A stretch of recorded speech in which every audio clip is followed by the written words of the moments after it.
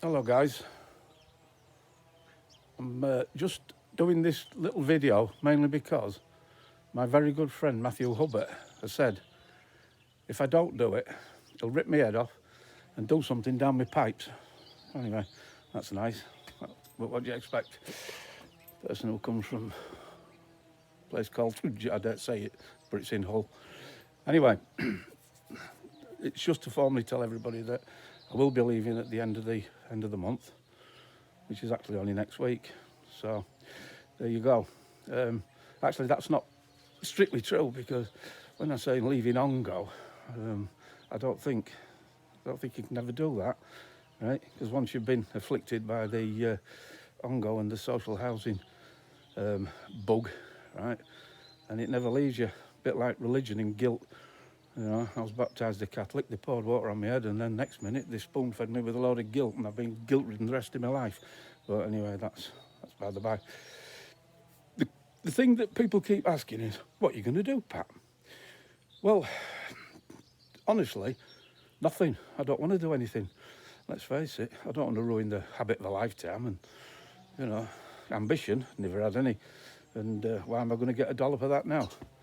Anyway, I do have one or two projects on the go, so I'm going to just show you them. So I'm going to walk through into my man cave, and if you see anything knocking about that resembles an article that may have come from a company called Ongo or North Lincolnshire Council, just regard it as a mirage. Yeah, or I might be returning it. I don't think. In we go. Bear with me. Lights on. Isn't very good, is it? Hang on, let's open the door at the end.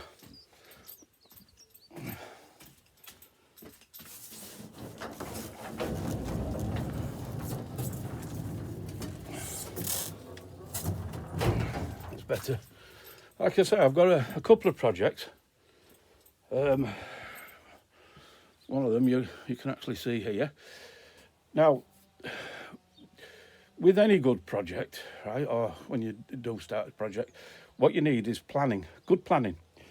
So I always knew that it would come to this. So when we were leaving Meridian House, I got hold of this chair, right?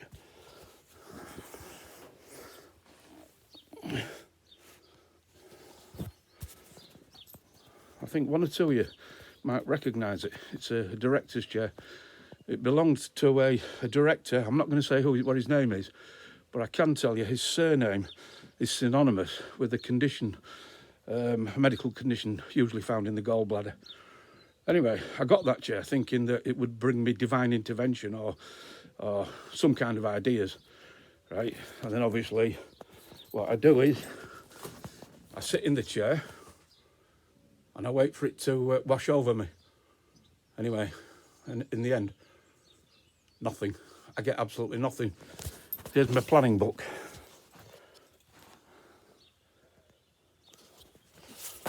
Blank, bit like the chair. I did try to palm the chair off on Emma Kershaw, but anyway, she came up with some lame brain idea about the fact that it wouldn't match the decor in her house. I think that's a polite way of saying sod you. But anyway, oops, I'm sorry if I'm being un-PC. Right, moving on. So that was my planning done. This is my project.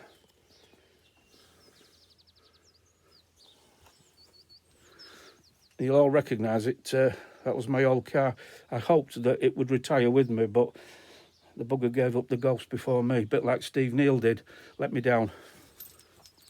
Just welding it at the moment. Yeah, so far I've managed to hide anything that belonged to Ongo.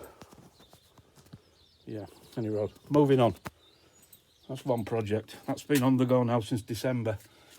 And it's no further on. So let's have a look at this one.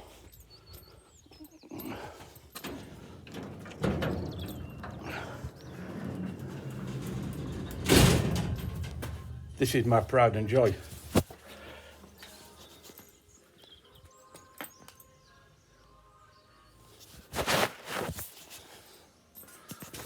Yeah, it's my Triumph Herald. It's my lockdown car. During the pandemic,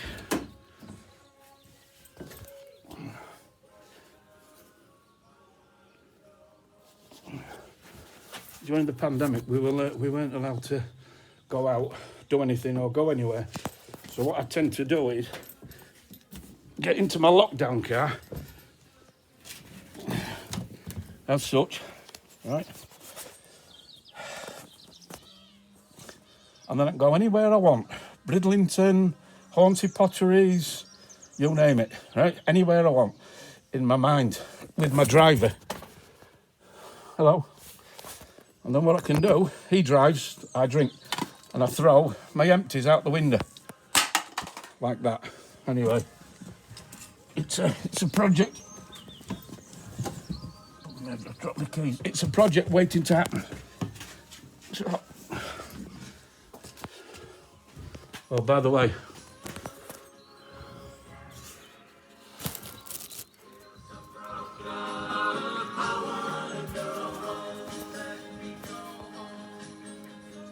I have to have a bit of the 60s music when we're off to Hornsey or Bridlington.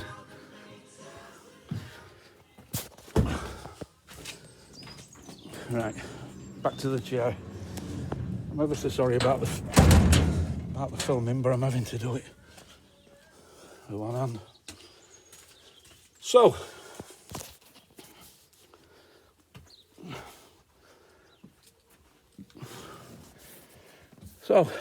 what else have I got?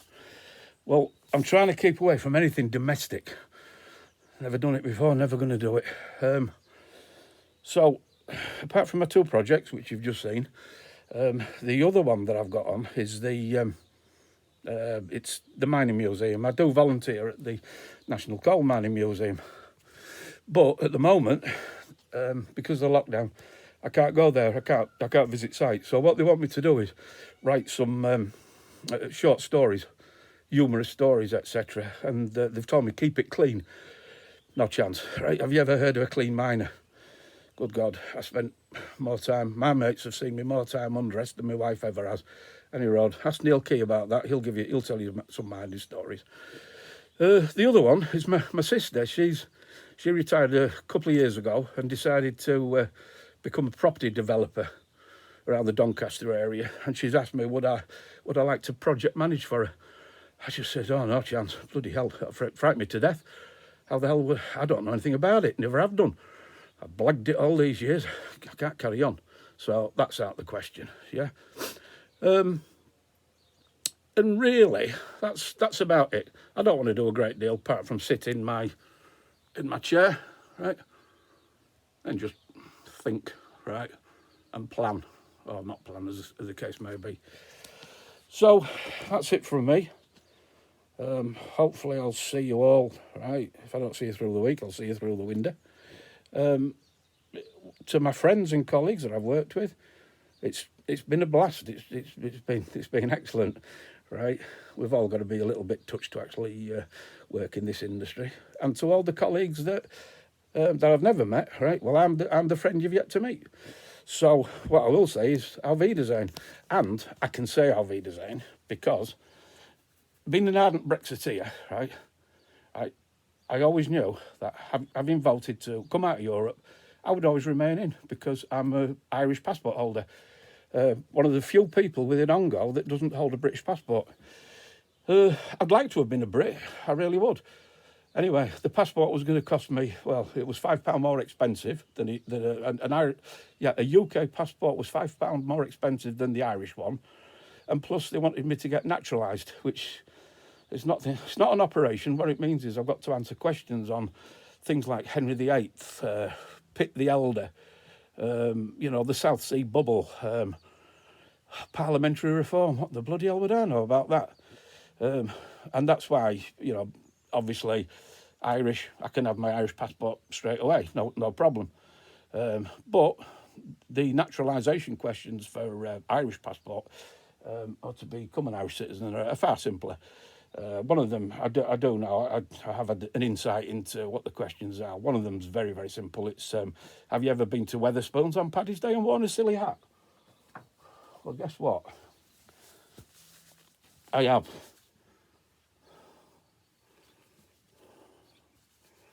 My bum look big in there. And the other one is, have you ever drunk a pint of Guinness? Well, of course, we all have. And I think there's the only other thing is you've got to know somebody who's Irish. So if you put my name forward anytime you want.